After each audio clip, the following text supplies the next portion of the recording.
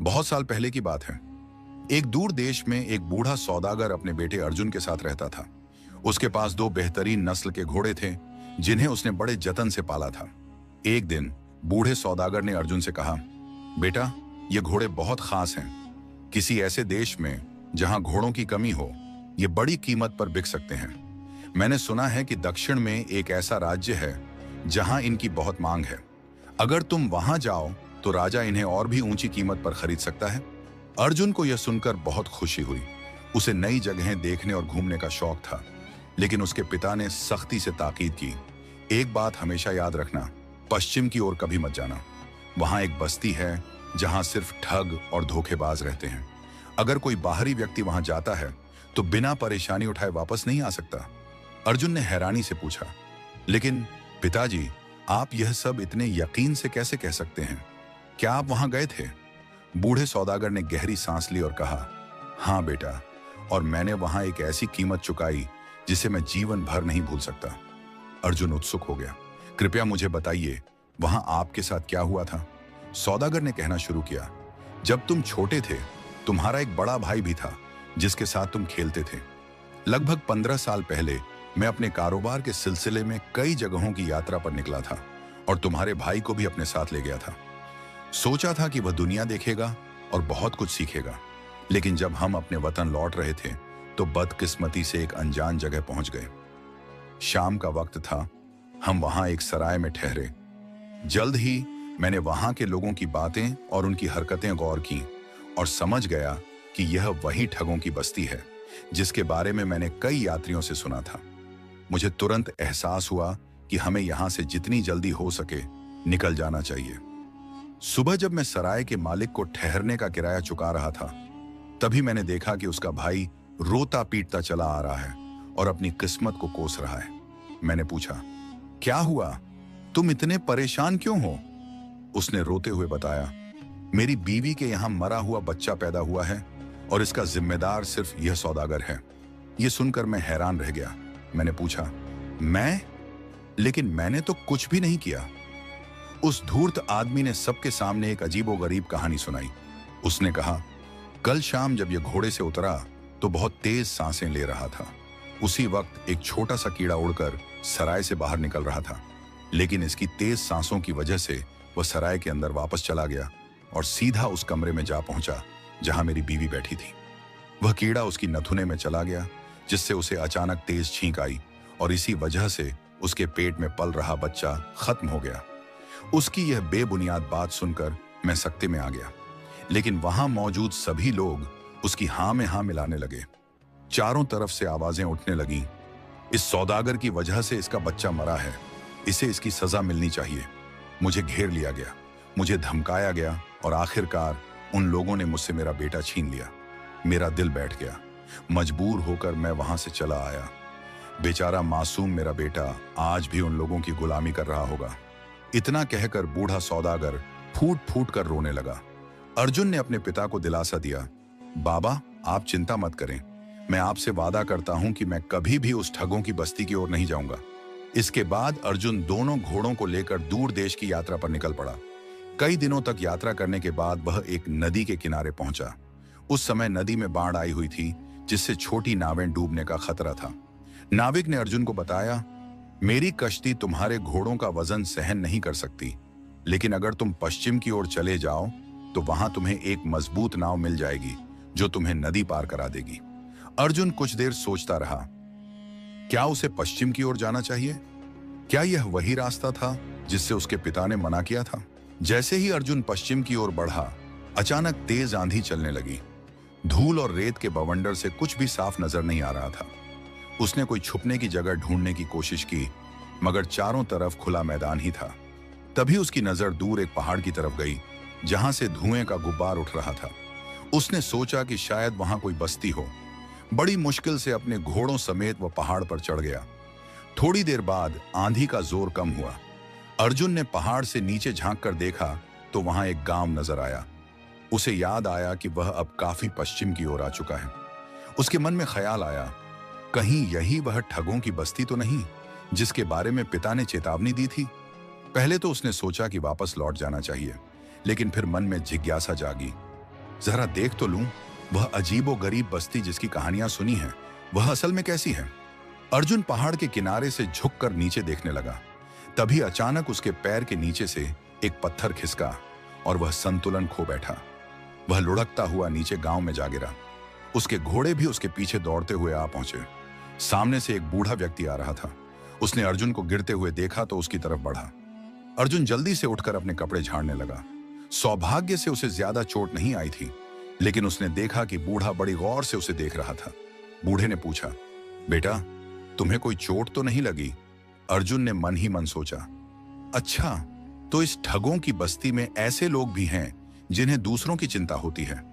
अभी वह बूढ़े का धन्यवाद करने ही वाला था कि अचानक बूढ़ा जोर जोर से रोने और चिल्लाने लगा। अर्जुन चौंक गया। उसने नीचे देखा तो पाया कि एक मेंढक उसके गिरने से दबकर मर गया था। बूढ़ा उस मरे हुए मेंढक को देखकर फूट फूट कर रोने लगा। हाय मेरे प्यारे छोटे से बच्चे, तू मुझे छोड़कर चला गया, मैं तुझे बचा नहीं सका। उसकी रोने की आवाज सुनकर गांव के बहुत से लोग वहां जमा हो गए। वे किसी अजीब भाषा में बूढ़े से बातें करने लगे। फिर उनमें से एक आदमी अर्जुन की ओर मुड़ा और बोला, तुमने इस बूढ़े के बच्चे को मार डाला है। अर्जुन हैरान रह गया। उसने कहा, लेकिन यह तो सिर्फ एक मेंढक है। इस पर गांव के लोग बोले, यह बूढ़ा निसंतान है, इसलिए इसने इस मेंढक को अपने बच्चे की तरह पाला था। अब जब तुमने इसे मार डाला है तो तुम्हें इसकी कीमत चुकानी होगी। गांव वाले बूढ़े के साथ मिलकर रोने पीटने लगे। अर्जुन हैरान परेशान खड़ा सोच रहा था कि यह क्या तमाशा हो रहा है। उसे यह सब एक साजिश लग रही थी, लेकिन वह अनजान जगह में अकेला था और किसी मुसीबत में नहीं फंसना चाहता था। अर्जुन ने गांव वालों से पूछा, इस बूढ़े के दुख को कम करने के लिए मैं क्या कर सकता हूं? बूढ़ा तुरंत बोल उठा, मेरे इस दर्द की भरपाई तभी हो सकती है जब तुम अपने घोड़ों में से एक मुझे दे दो। अर्जुन चौंक गया। क्या? एक मेंढक के बदले घोड़ा? बूढ़े ने गंभीर स्वर में कहा, मुझे समझ नहीं आता लड़के, तुम कैसी बातें कर रहे हो? क्या एक घोड़ा किसी के बेटे से ज्यादा कीमती हो सकता है? गांव वाले भी बूढ़े की बात का समर्थन करने लगे और अर्जुन पर दबाव बनाने लगे। मजबूरी में उसे अपना एक घोड़ा बूढ़े के हवाले करना पड़ा। वह भारी मन से वहां से चला गया। अब पहाड़ पर चढ़ना और भी मुश्किल था, इसलिए उसने एक आसान रास्ता खोजने के लिए पैदल चलना शुरू कर दिया। कुछ दूर चलने के बाद पहाड़ के नीचे एक और गांव नजर आया। अर्जुन भूख और प्यास से बेहाल था। वह गांव में पहुंचा और एक घर का दरवाजा खटखटाया। दरवाजे से एक आदमी बाहर आया जिसकी सिर्फ एक आंख थी। अर्जुन ने विनम्रता से कहा, भाई, क्या मुझे कुछ खाने को मिल सकता है? एक आंख वाले आदमी ने जवाब दिया, खाने के लिए तो मेरे पास कुछ नहीं है, मगर हाँ, पानी जितना चाहो पी सकते हो। भूख से तड़प रहे अर्जुन ने सोचा कि कम से कम पानी से ही पेट भर लिया जाए। वह प्यास से गला तर करने लगा। पानी पीने के बाद उसने उस आदमी का शुक्रिया अदा किया और आगे बढ़ने को हुआ। तभी उस एक आंख वाले आदमी ने उसे रोककर पूछा, भाई, तुम कहां से आए हो? तुम्हारे बाप का क्या नाम है? जैसे ही अर्जुन ने अपना परिचय दिया, वह एक आंख वाला आदमी उत्साह से चिल्लाया, आखिरकार तुम मिल ही गए। उसने अर्जुन का बाजू जोर से पकड़ लिया और बोला, 20 साल पहले मैं व्यापार के सिलसिले में तुम्हारे देश गया था, लेकिन वहां मेरी बदकिस्मती ने साथ नहीं दिया। मेरा सारा धन चोरी हो गया। मैं तुम्हारे पिता को अच्छी तरह जानता था। मैंने उनसे 200 अशरफियाएं उधार मांगी। वह तैयार हो गए, लेकिन उन्होंने बदले में कोई जमानत मांगी। मेरे पास देने को कुछ नहीं था, तो उन्होंने कहा, अगर तुम्हें पैसे चाहिए तो अपनी एक आंख मुझे गिरवी रखनी होगी। आदमी ने गहरी सांस ली और आगे कहा, मैं मजबूर था, इसलिए अपनी एक आंख दे दी। तुम्हारे पिता ने वादा किया था कि 1 साल बाद वे इसे लौटाने आएंगे, लेकिन 20 साल बीत गए और वे कभी नहीं लौटे। अब तुम्हें मेरी आंख वापस करनी होगी। अर्जुन हक्का बक्का रह गया। इतने में उस आदमी के चारों ओर कई लोग जमा हो गए जो उसकी बातों की तस्दीक कर रहे थे। अर्जुन लगभग रोने को था। उसने कांपती आवाज में कहा, मुझे इस बारे में कुछ नहीं पता, लेकिन अब तुम मुझसे क्या चाहते हो? उस आदमी ने ठंडी आवाज में कहा, अगर तुम मेरी आंख नहीं लौटा सकते तो कम से कम मुआवजे में अपना घोड़ा दे दो। अर्जुन बेबस था। आखिरकार उसे अपना कीमती घोड़ा छोड़ना पड़ा और वह अकेला ही वहां से चल पड़ा। उसका पूरा बदन दर्द से कराह रहा था। दिल पर घोड़ों को खोने का बोझ था और भूख प्यास से उसकी हालत खराब थी। आखिरकार वह एक घने दरख्त के नीचे बैठ गया और खुद की हालत पर रोने लगा। अर्जुन की बदहाली देखकर एक नौजवान वहां से गुजर रहा था। उसने अर्जुन को रोते हुए देखा तो रुककर पूछा, तुम कौन हो और क्यों रो रहे हो? अर्जुन पहले तो चुप रहा। अब उसे इस अजीबो गरीब देश के लोगों से डर लगने लगा था, मगर वह नौजवान बार बार उसे दिलासा देता रहा। देखने में वह नेक दिल इंसान लग रहा था। आखिरकार अर्जुन ने संक्षेप में बताया कि किस तरह उसके दोनों घोड़े छल से छीन लिए गए। नौजवान कुछ देर चुप रहा, फिर मुस्कुराकर बोला, अच्छा, मैं देखता हूं कि तुम्हारे घोड़े वापस कैसे मिल सकते हैं। चलो राजा के पास चलते हैं। अर्जुन पहले तो हिचकिचाया, मगर फिर सोचा कि अब उसके पास खोने के लिए बचा ही क्या है। वह नौजवान के साथ राजा के महल की ओर चल पड़ा। रास्ते में नौजवान ने अर्जुन को समझा दिया कि राजा के सामने उसे क्या कहना है। राजा ने अर्जुन की शिकायत सुनने के बाद बूढ़े और एक आंख वाले आदमी को दरबार में बुलाया। मुकदमा शुरू हुआ। बूढ़े ने फिर वही दलील दी, जो मेंढक मर गया वह मेरा गोद लिया बेटा था। मैं उसकी परवरिश करता था, उससे बहुत प्यार करता था। अब उसका बदला लेना मेरा हक है। ये सुनकर अर्जुन ने अपनी पगड़ी झट खोली और उसमें से एक मेंढक निकालकर कहा, हुजूर, अब मैंने इस मेंढक को अपना बेटा बना लिया है। मैं इसे पहाड़ के नीचे छोड़ देता हूं। यह गिरकर मरे और यह बूढ़ा भी ऐसा ही कर दे जैसे मैंने किया था।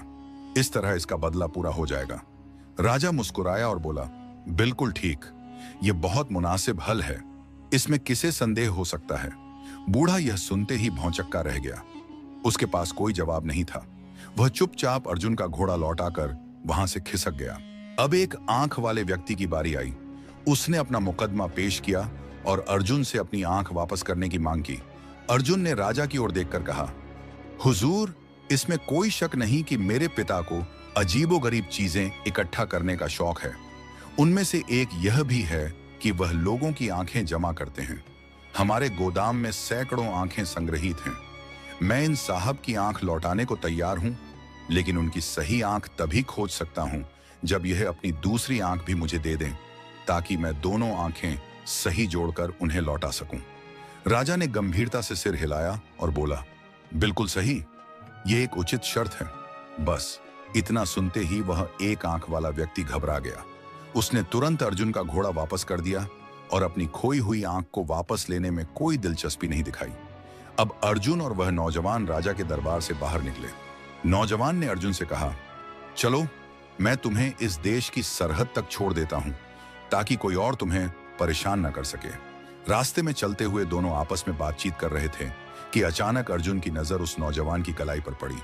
वहां एक खास तरह का तिल था, जो बिल्कुल चांद की आकृति जैसा दिखाई देता था। अर्जुन यह देखकर चौंक गया। यह वही निशान था जो उसके बचपन में खोए हुए भाई के हाथ पर था। भावनाओं से भरकर उसने नौजवान को गले से लगा लिया और भावुक होकर कहा, भाई, आखिरकार मैं तुम्हें ढूंढ ही लिया। नौजवान की आंखों में भी आंसू आ गए। उसने अर्जुन को बताया कि उसे बचपन में ठगों ने पकड़ लिया था। वे उसे गुलाम बनाकर अपने साथ ले गए थे, लेकिन अब उनके सरदार और उसकी पत्नी की मृत्यु हो चुकी थी। वह बेचारा तभी से इस मौके की तलाश में था कि कैसे अपने वतन लौट सके। इतने दिनों तक ठगों के बीच रहते हुए उसने उनकी चालाकियों को बखूबी सीख लिया था। उसे यह भी पता था कि ठगों से कैसे निपटा जाए। अब दोनों भाई ठगों की बस्ती से निकलकर दक्षिण की ओर रवाना हुए। वहां उन्होंने अपने दोनों घोड़े ऊंचे दामों पर बेचे और खुशी खुशी अपने घर लौट गए। जब वे घर पहुंचे तो उनके पिता ने उन्हें देखते ही गले लगा लिया। वर्षों बाद खोया बेटा वापस पाकर उनकी आंखों से खुशी के आंसू छलक पड़े। पूरा परिवार एक बार फिर संगठित हो गया और अर्जुन और उसका भाई ठगों के चंगुल से बचकर एक नई जिंदगी की शुरुआत करने के लिए तैयार थे। ये कहानी आपको कैसी लगी, कमेंट करके अपनी राय जरूर दें। उम्मीद है ये कहानी आपको बहुत पसंद आई होगी। यदि वीडियो पसंद आई हो तो वीडियो को लाइक और चैनल को सब्सक्राइब जरूर करना।